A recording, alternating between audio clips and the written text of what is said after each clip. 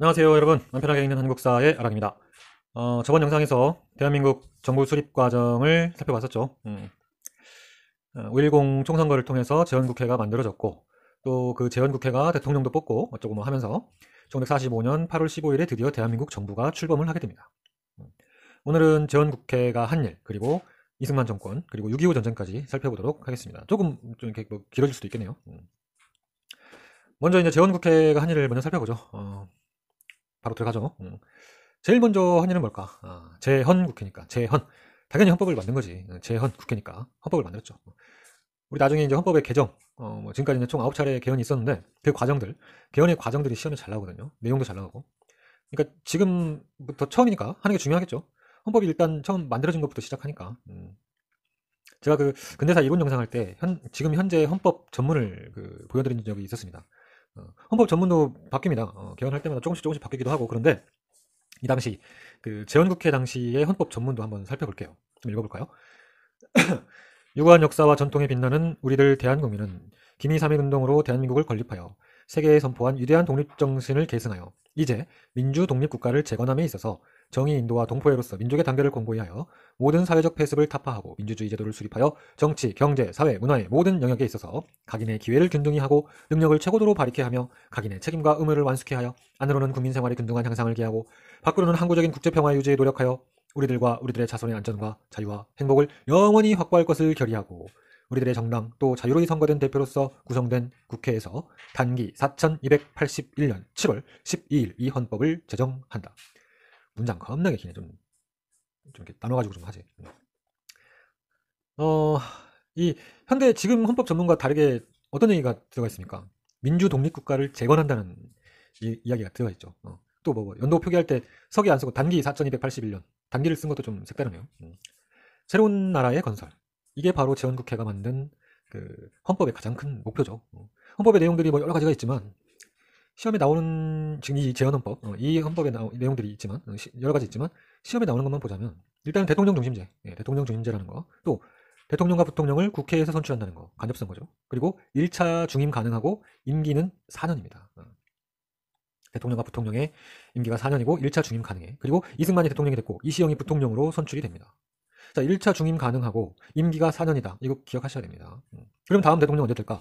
48년에 됐으니까 49, 50, 51, 52. 52년에 대통령을 새로 뽑겠네. 그쵸? 근데 52년은 언제야? 1952년 6.25 전쟁 중이지. 아무튼 자, 일단 그렇게만 한번 기억을 해봅시다. 48년에 임기 4년짜리 대통령이 됐으니까 1952년에 새로 뽑겠구나. 우리가 이승만을 하려면 이 정도 베이스를 알고 있어야 됩니다. 그리고 한 번 더 중임할 수 있구나. 그것까지 알면 더 좋죠.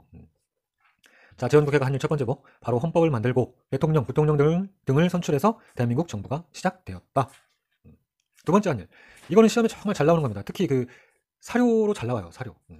우리가 그 뭉뚱그려서 이야기를 하면 친일파 청산 작업을 했다. 그렇게 이야기를 하지만 시험에 친일파를 청산했다. 뭐 이런 식으로 안 나옵니다. 뭐라고 나와? 일단 법을 만들죠. 법. 그리고 친일이라는 말을 좀 더 포괄적으로 표현한 말이 뭐지? 반민족행위. 바로 반민족행위. 반민족행위를 한 사람을 처벌하는 법을 만듭니다. 1945년 9월에 반민족행위 처벌법이 만들어집니다. 그러니까 지난 36년간 우리가 일제강점기 동안 일제에 부역하면서 국민들 피를 쪽쪽 빨아먹고 괴롭혔던 사람들을 색출해가지고 처벌하는 법이에요.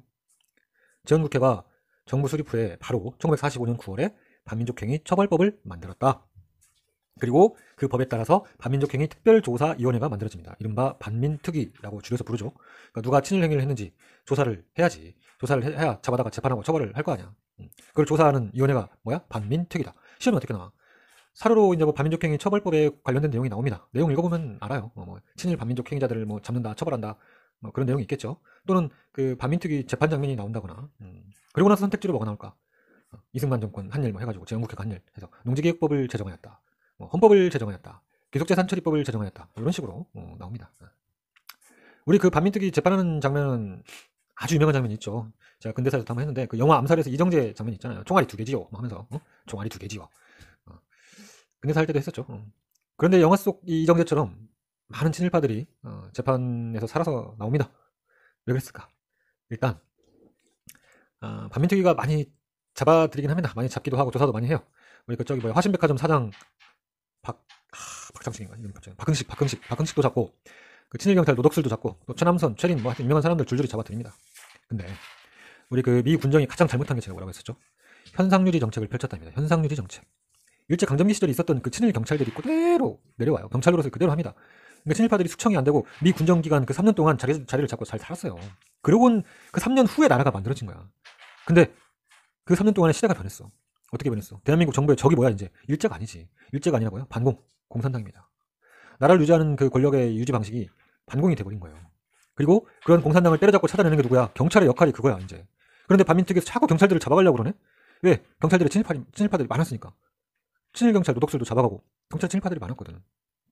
그러다가 국회 뿌락지 사건이라고 발생합니다. 그게 뭐냐면 이 반민특위에서 활동하던 국회의원이 뭐 공산당 그 남로당 뿌락지 활동을 했다고 해가지고 체포되는 사건이 발생해요. 그러면 이제 그 사건 때문에 어떻게 되겠어? 반민특위 자체가 이제 빨갱이 집단으로 매도가 되는 거예요. 그러니까 빨갱이들이 반민족 행위자들을 잡아다가 처벌을 해? 그 말도 안 되는 짓을 하고 있네. 공산주의자가 친일파를 잡아? 이렇게 된 겁니다. 결국에 이제 반민특위 사무실이 습격당하고 이 위원장도 사표 쓰고 이거 어떻게 반민특위가 해체되는 겁니다. 짧게 해체가 돼요. 근데 실제로 반민족 행위자를 반민특위가 7,000명 넘게 파악을 합니다. 파악을 해요. 차근차근 준비를 하고 있었어. 근데 실제 조사한 게 몇 명이냐면 600명밖에 조사를 못합니다. 그렇게밖에 못하고 반민특위 활동이 끝나게 됩니다. 그래서 한능검 선택지에 뭐 경찰이 반민족 행위 특별조사위원회를 습격하였다 뭐 그런 선택지도 나오기도 합니다.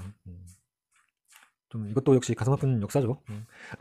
아무튼 뭐 중요한 거는 재헌국회가 반민족 행위 처벌법을 만들었다는 게 중요하고 또 반민특위를 만들어서 친일파 청산 작업을 했다. 하긴 했잖아요.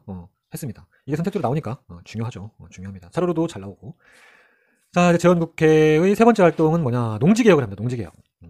농지개혁법이 1950년 3월에 만들어집니다. 우리가 그 전 영상에서 배웠었죠. 그 미 군정이 기성농지들 뭐 신안공사 통해가지고 처리했다고 그랬었잖아요. 하긴 했죠. 근데 좀 소극적으로 했어. 미 군정은. 매각을 좀 소극적으로 하고 농지 처리를 좀 소극적으로 했습니다. 거의 안 했다고 봐도 돼요. 그래서 농지개혁을 하긴 해야 돼. 이 당시에 그 전체 그 경장 면적의 80%가 다 소작농지였습니다. 소작농지. 근데 북한에서는 벌써 무상몰수, 무상분배. 북한은 공산주의잖아, 사회주의잖아. 무상몰수, 그냥 다 가져와 버렸어. 땅을 다 가져가고 무상으로 다 분배. 나라에서 싹 가져가고 무상으로 싹 나눠준대. 근데 그 당시 남한에서는 그것도 좋아 보이지. 우린 지금 농사도 못 짓고 있고 지금 땅을 돌려받지도 못하고 있으니까. 야, 북한도 저렇게 하는데 우리는 왜 여태 농지개혁 안 하고 있는 거야? 우리 어떻게 살라고? 어떻게 먹고 살라고? 그래서 농지개혁을 이제 합니다. 농지개혁을 해요. 주 내용이 뭐죠? 북한하고는 반대죠, 이제 우리는. 자, 3정보가 1정보가 한 3,000평 정도 됩니다. 그러니까 3정보면 9,000평이지. 3정보를 상한으로 하여 그 이상 이제 9,000평 3정보 이상을 그 소유한 지주가 소유한 농지는 국가가 유상으로 매입하고 이를 소작농에게 유상으로 분배한다. 그래서 한능검 선택지에는 재헌국회가 한 일로 또는 이승만 시절 한 일로 농지개혁이 등장을 하는데 유상매수, 유상분배 원칙의 농지개혁법을 제정하였다. 이런 선택지가 등장을 하는 겁니다. 유상매수, 유상분배 원칙의 농지개혁법을 제정하였다. 기억합시다. 근데 소작농들이 돈이 어딨다고 유상분배를 합니까? 유상분배, 돈을 줘야 땅을 산다는 그 얘기인데 돈이 어딨어? 일단 땅을 줍니다. 일단 구매한 땅에다가 농사를 지어라. 그리고 거기서 수확한 것 갖고 수확을 해서 5년 동안 나눠서 땅값을 내면 돼. 그렇게 농민들이 자기 땅을 갖게 되는 거예요. 그런 농지개혁을 했다. 근데 이게 지금 1950년이잖아요. 해방된 지 5년 만에 한 거야. 5년 만에 한 겁니다. 그래서 이미 뭐 사적으로 이렇게 매매가 이루어진 토지들도 많았었고, 그리고 이게 농지만 했어요, 농지. 그래서 뭐 과수원이나 뭐 임야 이런 거는 해당이 안 됐어요. 그래서 그 누구야, 이완용 그런 매국노들이 갖고 있던 과수원, 엄청나게 큰 막 땅, 산, 친일파들이 갖고 있던 그런 수많은 땅들이 후손들한테, 그 친일파의 후손들한테 그대로 전달이 되는 겁니다. 넘어갔어요. 그래서 친일파들이 계속 떵떵거리고 잘 살게 된 겁니다. 자, 그리고 이제 마지막으로 일제가 남긴 재산 처리를 위한 귀속재산처리법을 제정했다. 우리 그 미 군정 일제로부터 원래 땅, 재산, 기업 뭐 다 접수했습니다. 이관 받았어요. 근데 농지개혁하면서 이제 땅은 어느 정도 이제 해결이 됐어. 근데 이제 나머지 것들도 이제 처리를 해야지. 그래서 기업 같은 경우는 일부는 이제 국영기업이나 공영기업으로 나라가 이제 갖고 돌리고, 또 일부는 이제 민간한테 매각을 하고 그냥 그렇게 합니다. 그리고 이제 그런 기업들 중에서 이제 우리 이런 민간 기업이 탄생을 하고, 우리 이제 자본주의 이런 경제 핵심으로 이제 자리 잡고 그렇게 된 건데, 근데 뭐 이것도 문제가 있었어요. 그때 이제 기업체를 매각을 할 때, 민간에 매각할 때 우선권을 준 사람들이 있었어요. 그 우선권 준 게 그 기업 연고자 또는 그 종업원한테 우선권을 줬습니다. 근데 그 사람들이 친일파가 많았어요. 왜? 일제강점기에 살아남은 기업이잖아. 일제강점기 36년 살아남은 기업이라면 그 기업이 뭐 민족기업이겠어? 있긴 있었겠지. 민족기업도 있긴 있었겠지. 근데 대부분 친일 기업이지. 거기서 일했던 사람도 당연히 친일이겠지. 근데 그런 사람들에게 우선권을 줬다 이겁니다. 뭐 이건 중요하지 않은 얘기인데. 아무튼 귀속재산처리법을 제정했다 까지만 알면 돼요. 일제가 남긴 재산처리를 위한 귀속재산처리법을 제정했다. 누가? 재헌국회가. 뭐 이렇게 재헌국회 관리를 정리를 하면 돼요. 길어졌나? 자, 앞을 항상 이렇게 좀 길게 하고 마음이 급하면 또 뒤가 짧아지잖아요. 이제 여러분 보신 분들은 아실 거예요. 그러려니 하세요. 아무튼 이제 이승만 업적을 들어가 보도록 하겠습니다.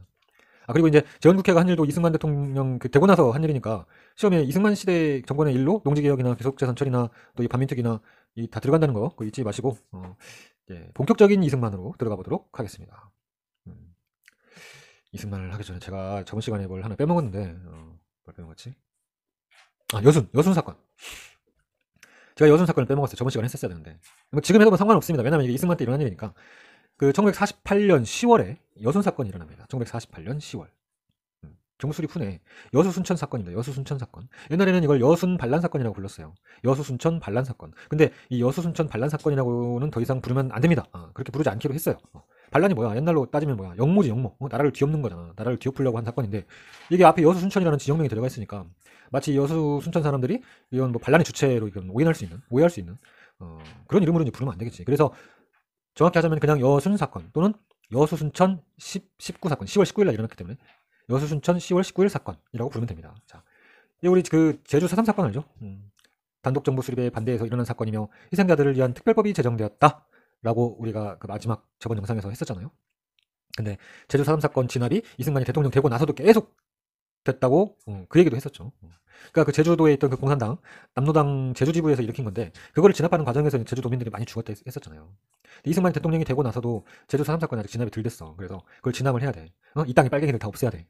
반공을 기치로 삼고 있는 정부잖아. 공산당이 싫어요. 제주에 있는 빨갱이들 다 없애야 됩니다. 그래서 야 빨리 그 제주도 근처에 있는 남해안에 있는 그런 군대들 다 투입해가지고 빨리 진압해버려. 지금 뭐 하고 있는 거야 지금? 이렇게 얘기를 합니다. 그래서 당시 그 여수에 있던 14연대 그 군대도 이제 제주도로 가라고 출동 명령을 받아요. 그런데 군대 내에도 사회주의자들이 섞여 있었습니다. 왜 그러겠어? 당연히 섞여 있었겠지. 해방 전까지 얼마나 이 많은 분열이 있었어요. 좌익 우익. 불과 3년 뭐 몇 년 안 됐잖아요. 지금 해방된 지. 그러니까 사회주의자들이 많이 곳곳에 있었겠지. 군대 내에도 있었다는 얘기입니다. 말도 못하고 숨어 있었겠지. 이제 이승만 대통령 되고 나서 우익 세력이 잡았으니까 어디 숨어 있었겠죠. 말도 못하고. 근데 출동 명령이 떨어진 거야. 제주도로 가가지고 같은 남로당 애들을 소탕하라는 명령이 떨어진 거야. 야 이거 어떡하냐. 이거 그냥 제주도 가서 눈 딱 감고 그냥 같은 공산당 그냥 쏴버려? 아니면 몰래 북한으로 월북할까? 아니면 제주도 가는 길에 배 위에서 그냥 반란을 일으킬까? 아니면 여수에서 그냥 들고 일어나 버릴까? 고민을 했겠지. 결국에 여수 순천에서 이제 봉기를 하게 되고 경찰과 군인의 시가전이 시작됩니다. 많이 죽습니다 이때. 남로당 그 공산당도 많이 죽었지만 무고한 여수 순천 시민들도 많이 죽어요. 그리고 이 과정에서 한 1000명 정도 되는 이제 그 남로당 당원들이 지리산, 백운산 이런 데로 도망을 갑니다. 그 사람들이 바로 이제 우리가 잘 알고 있는 그 지리산, 빨치산들이라고 하는 거예요. 빨치산. 제가 그 블로그에 영화 포스팅을 하나 했었죠. 남부군이라는 영화에 이 빨치산들이 등장을 하죠. 빨치산이 뭐 무슨 산 이름 아닙니다. 그 빨도 빨갱이 빨이 아니에요. 원래 그 빨치산은 러시아인가? 파르티잔이라고 합니다. 파르티잔. 그 게릴라 유격대 그런 걸 말하는 거예요. 그래서 빨치산 이렇게 된 겁니다. 빨치산 이렇게 된 거예요. 아무튼 뭔 얘기가 된 거야? 아무튼 1948년 10월 19일 여순 사건 때문에 군대가 이제 난리가 났지. 군대 내부가 난리가 났지. 야 군대 안에 있는 빨갱이들 전부 잡아가지고 처형해. 이거를 숙군 작업이라고 합니다. 군대 내의 공산당을 숙청해라. 그래서 숙군 작업이에요. 숙군 작업. 그래서 48년 그 10월부터 그 다음에 이듬해 여름까지 한 4,700명 정도가 이제 숙청을 당합니다. 그리고 그 중에 2,000명 정도가 총살을 당해요. 총살당합니다. 그리고 이 숙군 작업 과정 중에 우리 박정희 전 대통령도 체포가 되죠. 이 박정희 대통령 근대사 할 때 있었죠. 우리 만주국 세워지고 거기 만주 군관학교 졸업하고 또 일본 가서 일본 육사 졸업하고 다시 또 만주국 가가지고 만주국 소위로 부임하고. 근데 박정희가 또 이제 해방 후에는 베이징 넘어가가지고 광복군이 또 됩니다. 웃기죠? 그리고 이제 경비사관학교 졸업하고 여순 사건이 터지니까 여기 여순 사건 토벌대 그 작전 장교로 오게 된 거예요. 그런데 박정희는 남로당 당원이었습니다. 공산당이었어요. 만주군이었다가 광복군이었다가 그리고 공산당이었다가 이제 또 다시 군대 내에서 수군 작업을 한다니까 그 자기네 남로당 당원 명단 싹 다 제출하고 전향을 하는 겁니다. 민주주의 만세 하면서. 원래는 남로당원으로 기소돼가지고 사형 구형까지 받아요. 그런데 이제 박정희 덕분에 남로당원들 공산당들 많이 색출을 했죠. 그래서 그 공로를 이제 인정받고 또 이제 선후배들이 또 구명운동하고 그렇게 해서 기사회생 살아나게 되는 겁니다. 뭐 얘기하는 거야 지금. 아무튼 시험에 여순 사건이 나옵니다. 여순 사건. 주인공은 안 나오는데 선택지로 나와요. 어떻게 나오냐면 여수 순천 10월 19일 사건이 발생하였다. 10월 19일. 자 이렇게 한 줄 등장합니다. 그럼 이때가 1948년 제주 4.3 사건 그 진압 과정에서 발생한 사건이지. 그리고 제주도 가라고 했는데 여수에 있던 공산당이 제주도를 안 가고 봉기한 사건이지. 이렇게 기억을 하시면 되는 거예요. 1948년. 그리고 거의 제끼면 됩니다. 제끼는 정도로. 주인공으로는 뭐 거의 안 나오니까요. 자, 이제 진짜 이승만 할게요. 지금 큰일 났다. 몇 분 전화지? 볼까요? 20분 전화네. 너무 늦었네. 자, 화면을 봅시다. 화면을 보면은 이승만 정권에 제가 큼직큼직한 사건들을 적어 놓은 겁니다. 큼직큼직한 사건들. 벌써 막 공부하기 막 싫어지죠? 막 개헌, 개헌 보기 싫잖아. 개헌 있고 막 대선 있고 막. 응? 근데 재밌습니다, 여러분. 재밌어요. 이 화면에서 우리가 지금 그 대한민국 정부 수립까지는 벌써 했잖아요. 발췌 개헌부터 보면 됩니다. 발췌 개헌부터. 그런데 일단 그 전을 한번 돌이켜 봅시다. 자, 1948년 5월 10일 국회의원 그 처음 만들었을 때 총선거 때 임기 2년짜리 지원국회가 만들어졌잖아요. 임기 2년짜리였잖아요. 그리고 헌법을 만들어서 대통령은 임기 4년이랬지. 그래요. 그러니까 그럼 국회의원 선거는 48년 했으니까 49, 50. 1950년 5월에 해야 되겠지. 대통령 선거는 언제 해야 돼? 49, 50, 51, 52년에 해야죠. 아까 얘기했었지. 중간에 1950년 뭐 6.25 전쟁이 있긴 하지만, 아무튼 그건 좀 더 자세히 하기로 하고, 6.25 전쟁은 좀 이따 자세히 간단하게 하기로 하고, 일단 집중해 봅시다. 자, 지금 일단 50년에 국회의원 선거를 해야 되고, 52년에 대통령 선거 하는 건 우리가 알고 있어요. 자, 국회의원 선거는 그리고 국민이 직접 뽑는 것이고, 대통령, 부통령은 국회의원들이 간접 선거를 통해서 뽑는다는 것도 알고 있죠. 그렇게 이승만이 뽑혔잖아. 여기까지 이제 알고 한번 봅시다. 자, 2년이 지났습니다.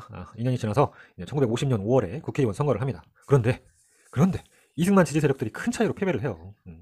이 전체 200석 중에서 그 평화통일을 원하는 중도 세력들이 무소속으로 나와가지고 100석이 넘게 차지합니다. 126석을 차지해요. 당시에 이승만은 이때는 자유당이 아니었어요. 이때는 대한국민당이라고 해가지고 24석밖에 못 얻습니다. 그리고 야당이 또 민주국민당은 한 20여석도 먹고 완전히 큰일 난 거야. 큰일 났습니다. 큰일 났어.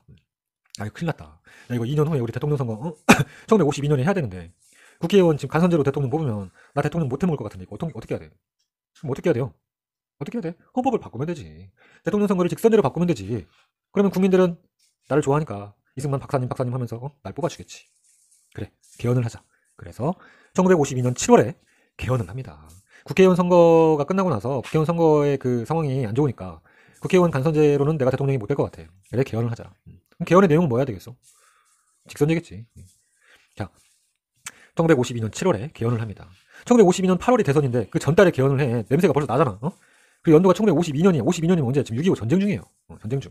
6.25가 1950년 6월에 시작해서 그 휴전협정이 53년 7월에 체결되니까 지금 전쟁 중입니다. 다 부산으로 지금 피난와 있어요. 임시수도 부산이야. 임시수도 부산. 우리 부산 지역 문제 나오잖아. 임시수도 부산.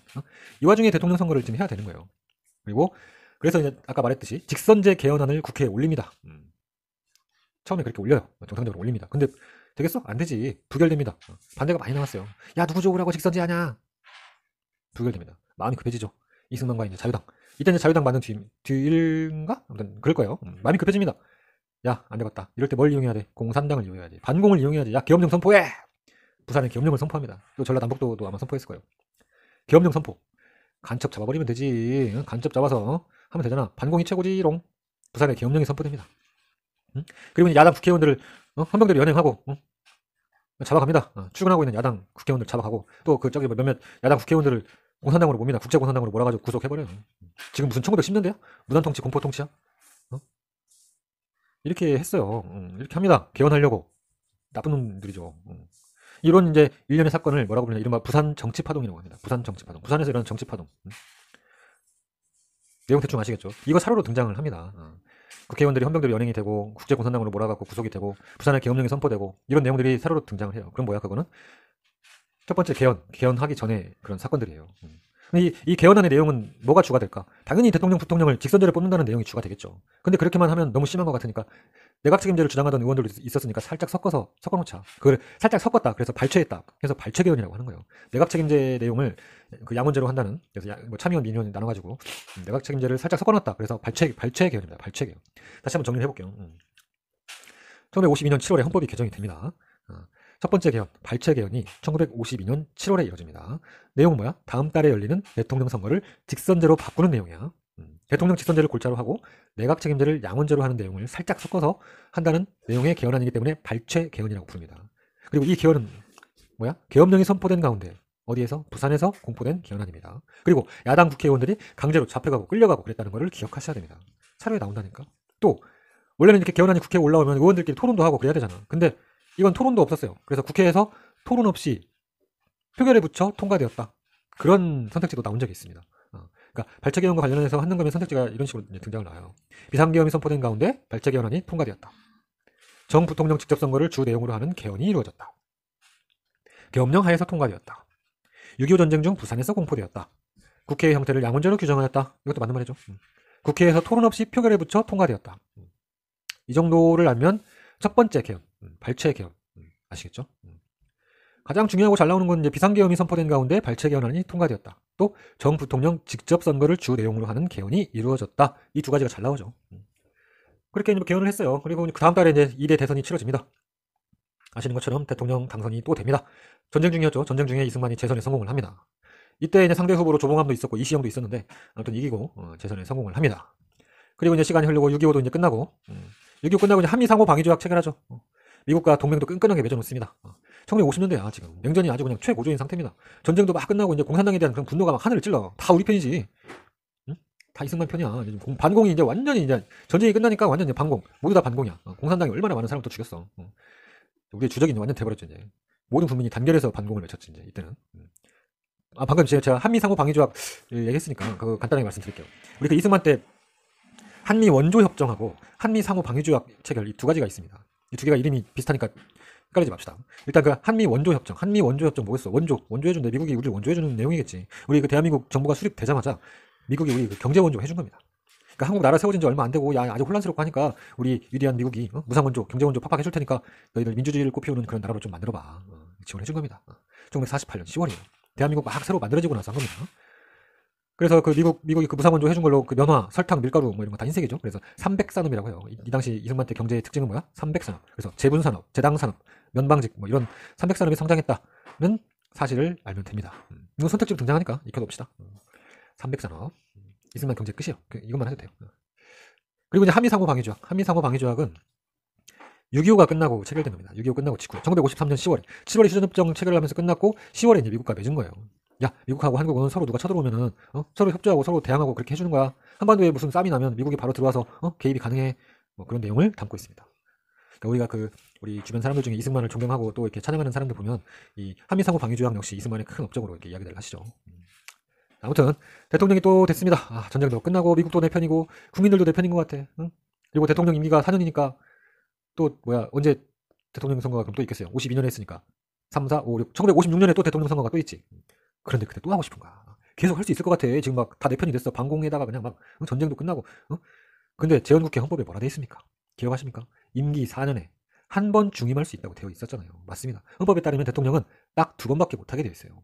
이승만은 이제 이미 2번 했죠. 한 번 재선했으니까. 그러면 1956년 3대 대선은 딴 사람한테 양보를 해야지. 예.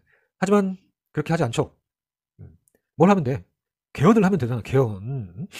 그러니까 이때 초반에 우리 지금까지 나중에 개헌 과정 살펴보면 다 권력을 유지하거나 국민들을 짓밟거나 자기 권력을 유지하기 위해서 개헌을 많이들 했어요. 아주 안타까운 현실이었죠. 자, 아무튼 그래 개헌을 하면 되지.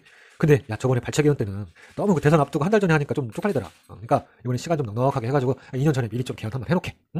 그래서 1954년 11월에 56년에 대선이니까 54년 11월에 이 정말 세계 헌법사의 이제 누리를 찾아볼 수 없는 정말 개쪽팔린 너무나 쪽팔려서 얼굴을 들 수 없는 개헌인 4.4.5입 개헌이 이루어집니다.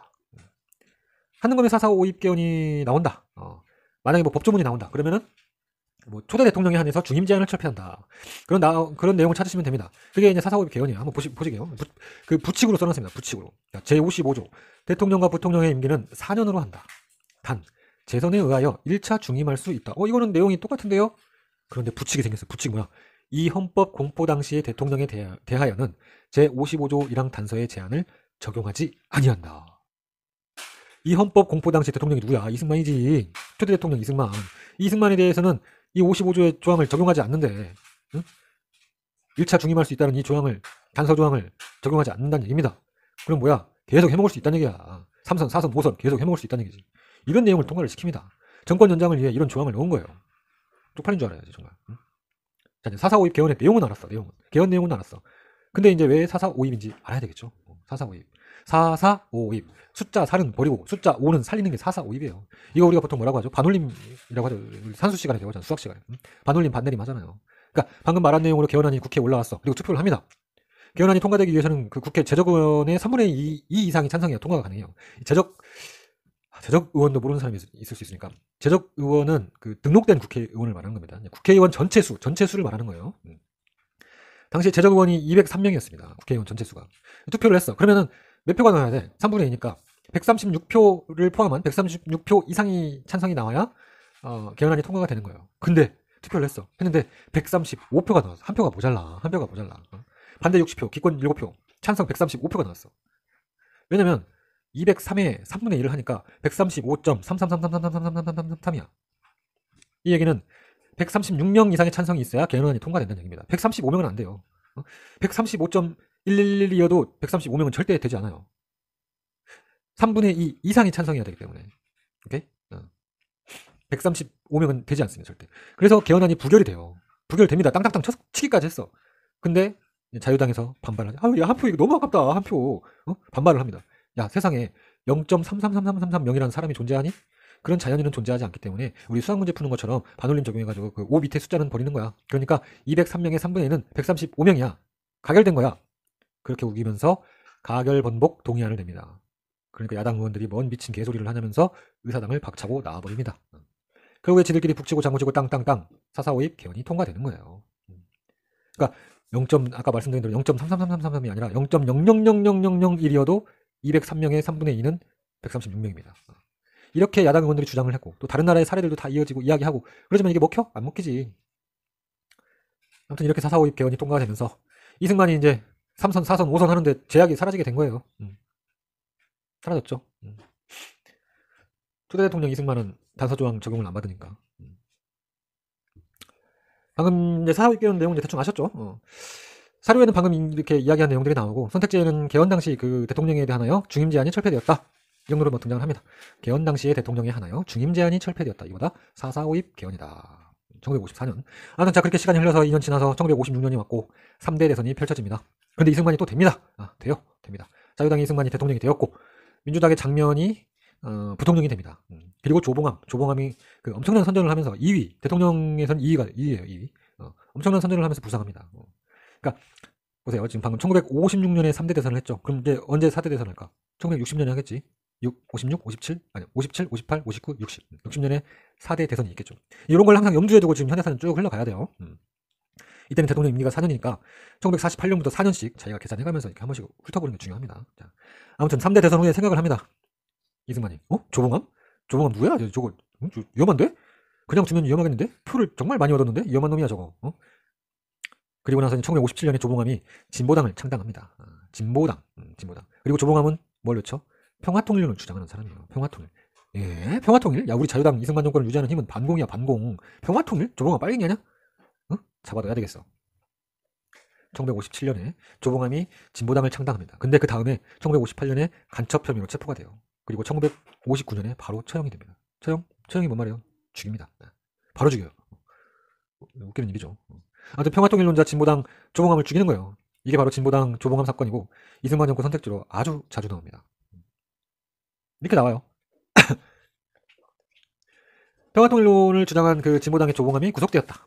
또는 제거되었다. 이렇게 나옵니다. 그러니까 조봉암은 근데 나중에 시간이 흘러가지고 2011년 현대 들어와가지고 무죄 선고를 받습니다. 무죄 선고 받고 명예를 회복하게 되죠. 방금 제 얘기가 제가 이거 녹음하고 있으니까 제 옆에 살짝 와서 옛날에는 시끄럽게 떠들었는데 지금 제 귀에다 대고 귓속말로 아빠 옆에 과자 먹어도 돼요? 이렇게 살짝 귓속말로 얘기하고 갔습니다. 방금 귀여워 죽겠다니까. 자 방금 이야기했듯이 아이고. 이승만 정권이 권력을 유지하는 방법은 뭐였다? 반공이었어요.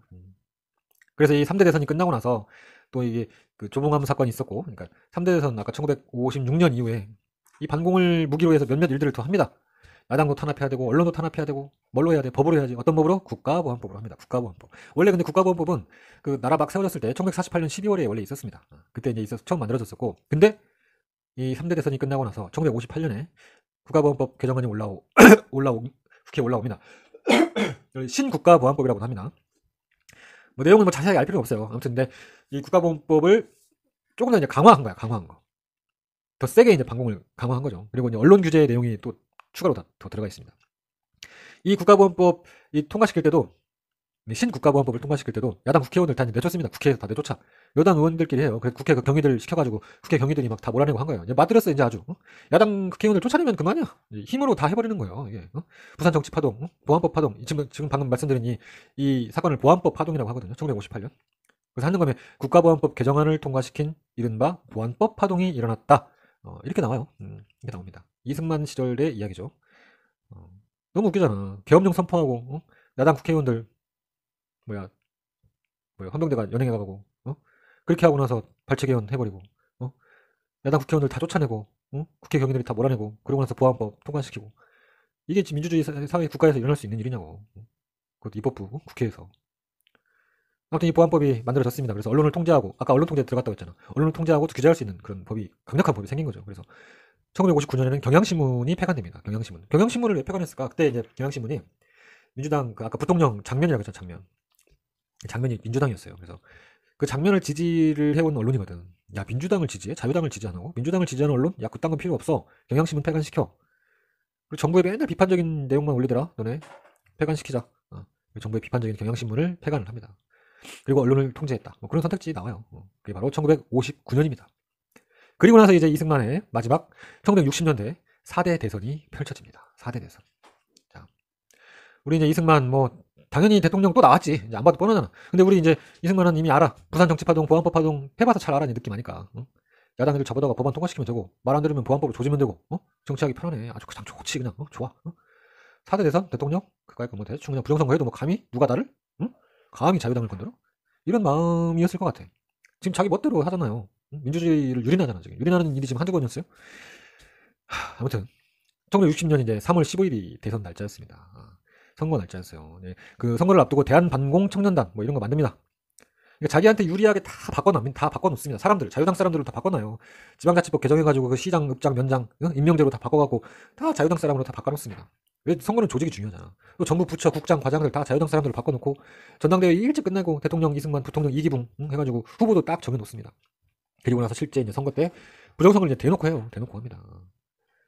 그런 구호라고 해야 되나? 사할 사전투표. 40% 사전투표해. 3인조, 5인조 조 짜가지고 공개투표해. 그리고 그 투표소에 완장 차고 들어가서 지키고 있어. 사람들 어떻게 하나 지켜. 그리고 투표소에 있는 야당 참관인들 다 쫓아내. 대놓고 그냥 부정선거가 일어나는 거예요. 그게 바로 1960년 3.15 부정선거입니다. 그리고 투표를 하고 개표를 했어요. 개표하잖아. 근데 대통령 이승만, 부통령 이기붕 그 표가 막 99%가 나오는 지역이 막 속출합니다. 말이 되냐고. 안 되지. 야야야 이거 너무 높잖아. 왜 이렇게 했어? 투표수 좀 하향 조정 좀 해. 한 7, 80%, 60% 정도는 해야지. 그걸 조정을 합니다. 또 어떤 투표소는 이제 그 투표인 수보다 투표수가 더 넘치게 나옵니다. 600명 투표했는데 개표통 까보니까 막 1000표가 나와. 말도 안 되잖아. 네. 그런 게 이제 막 여기저기 나온 거예요. 경찰들, 공무원들, 막 관면단체 아니야 온갖 관건, 금권 선거가 판을 칩니다. 3.15 부정선거가 대놓고 일어납니다. 국민들이 이제 참을 만큼 참았어요. 분노하기 시작합니다. 지식인들이 이제 분노하기 시작해요. 1960년이에요. 60년. 딱 60년. 우리 민주주의 이제 20년 이제 겪어봤잖아. 겪어봤잖아요. 전쟁도 겪어봤지만 민주주의도 겪어봤잖아요. 선거도 우리 몇 번 했지. 해볼 만큼 해봤잖아. 근데 이거 아니잖아. 반공 좋아. 좋은데 반공을 했다면 민주주의 가치를 제대로 지켜야 되는 거 아니냐. 공산주의를 싫어하는 사람들이 왜 민주주의 가장 기본이 되는 이런 선거의 가치를 훼손시킨 거야. 이승만이 건국의 아버지 좋다 이겁니다. 한미 상호방위 조약 좋다 이거예요. 미국과의 동맹도 좋습니다. 근데 그 모든 게 민주주의 국가를 위한 거 아니었습니까? 국민들이 분노를 합니다. 그래서 일어난 게 1960년 4.19 혁명이에요. 3.15 부정선거를 다시 하라. 이승만 정권은 물러가라. 그런 구호가 울려 퍼집니다. 대학 교수들이 시국선언문을 발표하고 서울대학교를 비롯한 여러 전국의 대학생들이 난리가 납니다. 그렇게 결국 1960년 4월 26일에 이승만이 국민이 원한다면 물러나겠다라고 성명을 발표하고 하야하게 되는 겁니다. 국민이 원한다면 물러가 그냥 진작에 물러났어야지. 아무튼 이승만이 1960년 4월 달에 하야하게 됩니다. 여기까지 자 이승만 끝났어요. 4.19 혁명을 대충 했죠 지금 방금. 4.19 혁명은 다음 영상에서 다시 한번 보도록 할게요. 이승만은 여기까지 하시면 됩니다. 1960년입니다. 4.19 혁명이. 그러면 그 당시 대학생들이 한 1940년대생 또는 1930년대 후반에 태어난 사람들이었겠네요. 그분들이 지금 한 70, 80 되신 분들입니다. 7, 80. 70대 후반 또는 이제 80, 7, 80세. 우리 젊은 사람들이 속된 말로 이제 틀딱이라고 부르죠. 그런 연령대예요. 근데 여러분들 그분들 속에는 거리로 나와서 민주주의를 외치는 분들도 있었고 물론 자유당 편에 부정선거를 저지른 분들도 계셨겠죠. 그리고 간첩을 때려잡던 사람도 있을 테고 간첩 혐의로 고문을 받은 사람도 있을 거고 또 6.25 전쟁을 겪은 그런 영웅도 있을 거고 지금의 그런 우리는 경험할 수 없는 그런 다양한 정말 극강의 그런 극한의 경험을 하신 분들이 그분들입니다. 감히 우리가 틀딱이라 말할 수 없는 분들이에요. 지금 저는 그런 말을 절대 쓰지 않거든요. 존경이 없는 겁니다. 여러분 나이를 조금씩 먹으면 먹을수록 저는 이 경험을 굉장히 중요하게 여기는 사람이기 때문에 그분들이 현재 어떤 가치관을 갖고 있느냐 그거를 떠나서 정말 이 암울한 현대사를 정면으로 딛고 일어선 의지의 한국인들이다. 저희 아버지도 1942년생이시거든요. 근데 그분이래. 저희 아버지도 그 종이신문을 종류별로 보십니다. 없으면 이제 사가지고 와요. 실제 시켜보지 않고. 그래서 그 신문 종류별로 한겨레, 조선일보 또는 동아일보, 한겨레신문, 경향신문 막 골고루 사가지고 신문 사설들을 지금도 꼼꼼하게 읽어보고 그걸 다 오려가지고 읽어보고 비교하고 그렇게 합니다. 그런 분들 생각보다 많아요. 이 사회 문제에 대한 관심 갖고 계신 분들 굉장히 많습니다. 아무튼 우리 그 어르신들 존경하는 마음을 가지면서 또 그런 말 쓰지 말죠. 우리. 아무튼 그러면서 뭐 갑자기 뭐하다 이렇게 넘어간 거야. 아무튼 이승만 정권을 마치고 6.25 전쟁은 진짜 짧게 한번 보도록 할게요. 시간 너무 많이 흘렀네. 자, 쉽게 나오니까 짧게 볼게요. 6.25를 제대로 하면은 1시간 넘깁니다. 6.25는 진짜 이거는 뭐 길게 할 수가 없어요. 길게 해야 되는 건데 그렇게 할 수 없기 때문에 짧게 보는 거예요. 이승만 정권 중에 일어난 일, 6.25 전쟁만 간단하게 살펴보고 마치도록 할게요. 말 빨리 해야 되겠다. 1950년 6월 25일이죠. 6.25 분단의 아픔. 현대사 키워드에서 분단과 통일에서 분단을 있게 한 전쟁이죠. 외국에서는 뭐라고 부르지? 한국전쟁이라고 부르죠. 순서대로 한번 봅시다. 6.25는 대부분 순서 문제가 많이 나옵니다. 짧게 끝낼 거예요. 스스로 한번 전투를 한번 해보셔야 됩니다. 피난도 가보셔야 되고. 화면을 보시면 자 일단 북한의 남침으로 1950년 6월 25일에 전쟁이 시작됩니다. 이때 북한은 전쟁 준비가 돼 있었어요. 소련 지원 받아가지고 전투기도 있고 탱크도 있고 막 군인들도 막 저쪽 중국 쪽 그쪽에서 실전 경력도 많았어. 전쟁이 시작됐는데 어떻게 돼? 밀리죠. 밀릴 수밖에 없었어요. 그 당시 전력 차이가 그렇게 났습니다. 왜냐면 그때 남한에 있던 그 미군들도 이제 그 전해 49년 6월에 철수를 했고 또 1950년 1월달에 그 미국이 에치슨 선언이라고 발표를 합니다. 에치슨 선언. 이게 뭐냐면 미국이 아시아 태평양 그 지역 방위선을 정합니다. 그림 보시면 이렇게 생겼죠. 보시면 거기에 한국하고 대만이 빠져요. 교묘하게 빗나갑니다. 그래서 이 방위선 밖에 있는 나라는 침략을 받으면 알아서 잘해라. 아니면 유엔의 도움을 받아라. 이렇게 된 겁니다. 그 방위선 아니면 미국이 도와주는데 그 방위선 바뀌면 미국이 도와줄 수 없어. 이렇게 에치슨 선언이 그려져요. 북한 신났어. 바로 쳐들어옵니다. 북한 완전 셉니다. 소련의 지원을 받았어. 엄청 세. 그래서 3일 만에 서울이 함락이 됩니다. 그리고 한강다리 폭파되죠. 누가 폭파시키잖아. 폭파되죠. 넘어가죠. 그거는. 아무튼 모두 피난길에 오릅니다. 쭉쭉 밀렸어요. 쭉쭉쭉쭉쭉쭉 밀려가지고 어디까지? 부산까지 가죠. 부산이 그래서 임시 수도가 됩니다. 낙동강 방어선. 그건 이따 나오는구나. 부산이 임시 수도가 됩니다. 다들 피난을 갔어요. 그리고 이 소식을 듣고 유엔군이 이제 7월 7일에 파견 결정을 내리죠. 유엔 안보리가 뭐야? 안전보장 이사회라고 하죠. 안전보장 이사회가 소집이 됩니다. 그리고 유엔군 파견이 결정이 돼요. 그리고 메가더 장군이 그 총사령관이 돼가지고 유엔군으로 이제 옵니다. 이제 국군하고 유엔군이 낙동강 방어선을 구축을 해요. 야, 여기는 지켜야 돼. 무조건 지켜야 돼. 그래서 이때 제일 유명한 전투가 다부동 전투입니다. 다부동 전투는 사료로 자주 등장해요. 유엔군이 파견되고 낙동강 방어선을 구축하면서 다부동 전투에서 처절하게 싸웠다. 이 정도 기억하시면 됩니다. 야, 근데 우리가 낙동강 여기 부산 이쪽에서 언제까지 이러고 있냐? 전세 역전을 해야지. 그래서 1950년 9월에 인천 상륙작전 유명하죠. 인천 상륙작전이 감행됩니다. 중간 길목을 끊어가지고 이 북한군을 위에서 아래에서 이렇게 북한군을 고립시키는 그런 작전을 한 거예요. 그리고 이 작전이 성공합니다. 미 해병 1사단, 7사단 그리고 또 한국 해병대가 성공을 시킵니다. 그리고 그와 동시에 상륙작전 동시에 그 낙동강 방어선에 있던 유엔군과 국군들도 총 반격을 시작하는 거예요. 그래서 위에서 북한군이 깜짝 놀랐지. 이제 위에서 내려오고 아래에서 올라오고 막 동시에 하니까 밀립니다. 그리고 그렇게 해서 전쟁 3개월 만에 1950년 9월 28일에 서울을 다시 수복하게 되는 거예요. 야, 이렇게 된 김에 쭉쭉 올라가자. 기세가 좋아졌어요. 쭉쭉 올라갑니다. 압록강까지 막 올라갑니다. 그런데 갑자기 어디서 막 쌀랑쌀랑 징 치고 막 깽가리 비슷한 거 치고 막 북 치고 막 인간 떼가 막 올려. 누구야? 중공군. 중국이 개입을 한 거예요. 중공군이 이제 막 인해 전술을 펼치면서 막 미친 듯이 내려오기 시작합니다. 그럼 다시 또 남쪽으로 또 밀려. 도망갑니다. 밀려. 그때 유명한 1950년 12월에 흥남 철수 작전이 시작되는 거예요. 흥남 철수 작전. 영화 그 국제시장이 나오는 흥남이 저쪽 동해안 그쪽에 있는 부두 그 도시 지역 이름이죠. 흥남. 그래갖고 그 영화 국제시장이 나오잖아요. 황정민이 그 흥남 철수작전 할 때 여동생 잃어버리잖아요. 피난 가다가. 그래서 나중에 이산가족 찾기에서 만나는 그런 장면이 나오죠. 강산의 노래도 있습니다. 라고요라고 있습니다. 눈보라 그거지. 어떻게 부르지? 눈보라 휘날리는 바람찬 흥남부두 가보지는 못했지만 맞나? 아무튼 흥남부두가 나오죠. 아무튼 이게 뭐냐면 그 군함이 흥남부두에서 그 피난민들 태우고 하는 그 작전이죠. 흥남부두, 흥남 철수작전. 원래 그냥 미군들이 철수하려고 했는데 피난민을 데리고 온 그런 겁니다. 그래서 흥남 철수작전이라고 하죠. 아무튼 후퇴를 합니다. 그리고 서울을 다시 빼앗깁니다. 1950년 그래서 11월 말부터 1951년 1월 4일까지 해서 서울을 뺏기고 후퇴하고 철수해가지고 이거를 뭐라 불러? 일사후퇴라고 부르네. 일사후퇴. 이때 정말 엄청난 수의 피난민과 이산가족이 발생하게 되는 거예요. 근데 이렇게 다시 올라갔다가 다시 내려왔다가 싸웠다가 졌다가 이겼다가 이렇게 싸우는 교착 상태에 이제 빠지게 됩니다. 그러다가 이제 소련이 이제 먼저 제안을 합니다. 1951년 7월에 우리 휴전회담 하자. 또는 정전회담? 회담을 하자. 회담을 시작하게 됩니다. 1951년 7월부터. 회담이 길어져요. 잘 안 맞습니다, 이야기가. 특히 이제 그 포로송환을 우리 각각 다 포로들을 잡고 있을 거 아니야. 북한에서는 남한군 국군들 데리고 있을 테고, 우리는 북한군 데리고 있잖아, 포로들. 포로 수용소가 거제도에 있었죠. 거제도 포로 수용소가 있습니다. 아무튼 이런 포로 송환 방식을 놓고서도 남과 북이 의견이 엇갈리고 유엔에서도 막 회의도 하고 그러느라고 하여튼 늦어집니다. 이승만은 휴전을 반대하죠. 휴전 회담에 참여도 안 합니다. 그리고 이제 그 와중에 이승만이 반공포로들을 싹 다 막 석방을 시켜버리죠. 그래서 그 내용도 가끔씩 나옵니다. 이승만이 반공포로들을 석방시켰다라는 내용도 이런 6.25의 그 전개 과정 속에서 나오기도 해요. 휴전 회담 중에 휴전협정 체결 전에 이승만이 반공포로를 석방했다는 내용도 나옵니다. 말고 얘기 시작은 또. 자, 아무튼 이후에 1953년 드디어 7월에 드디어 휴전협정이 체결되고 정전이 되죠. 정전 상태죠. 우리. 그래서 휴전협정 하면서 그 비무장지대를 만들자. 우리 비무장지대 있죠. DMZ.